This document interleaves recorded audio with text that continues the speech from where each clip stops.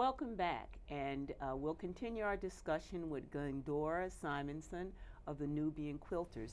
In Glendora, we were talking about the use of quilts as signs, signals, and directions for the Underground Railroad. Yes, absolutely.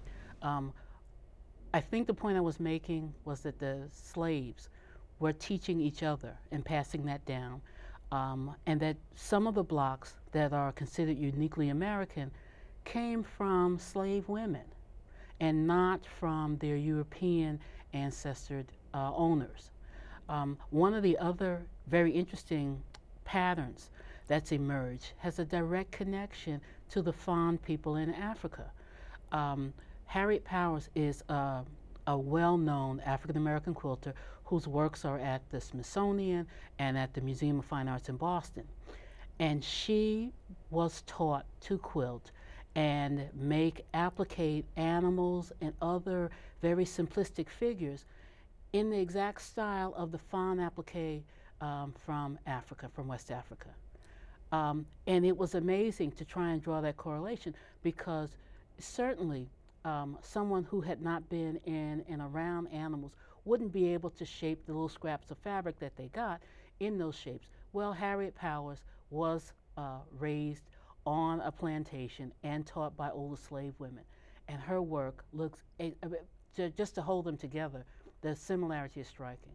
So that The scraps made art, become a absolutely. historical record We in have expression. we have two quilts that I think are the better known ones, um, are her Bible quilt, and so interestingly they marry the Christian religion as well as the motifs of Africa and of animals and some astrological events, stars in the sky, animals that are used in lots of African folklore to represent different characteristics, etc.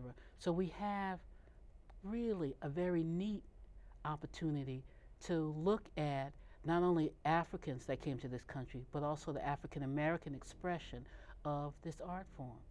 And it is, of course, not only confined to African Americans, but there is also an American quilting Absolutely. tradition that maybe we can have a example of, or We have lots of examples of Americans using meager resources to cover their beds, to make their bodies warm overnight, especially in climates that are cooler. Um, and I'll go back to the African connection a little bit. okay. There was still, even though Africa by and large is a very warm climate, some of the quilted clothing that was used again in West Africa was was considered and used for armor or to protect you in other ways. Oh, You didn't need it for the climate particular, but you have quilted and decorative arts that are layered and quilted together with pieces of cloth that were used by people in various activities, so that you see lots of ways that people, indigenous people, have used textiles. And when African slaves came here, they certainly brought those skills with them. so to think that something as benign as a quilt, keeping you warm, Absolutely. could also have been used for armor Absolutely. in battle. Absolutely. So I guess it gives its full perspective that the quilting is part of the larger Absolutely. existence of, The of life African diaspora. in Absolutely. African diaspora. And you um, and the quilters are also helping with some great celebration in the city of Newark. We are. We are. Can we We're talk about that a bit? Absolutely. We're working right now on a project for the Newark Museum that celebrated their 100th anniversary last year. And so we're working on a 100th anniversary quilt for the Newark Museum.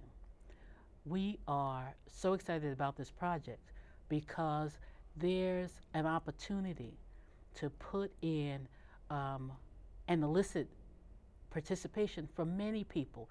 Some are quilters and some are not, that just wanted to do something to commemorate this museum, whose focus really is education, unlike some of the other museums in the state. And it's a particular a wonderful opportunity for me because I used to go to this museum as a kid, that they have so many programs for kids, and I used to participate in their art classes. So we're working on a 100th anniversary quilt. It's going to be a triptych, 3 panels, 3 large panels that mimic windows. Um, we're working on arched windows, narrow side panels, etc. And the blocks that are being used in this quilt commemorate some activity that goes on in and around the museum.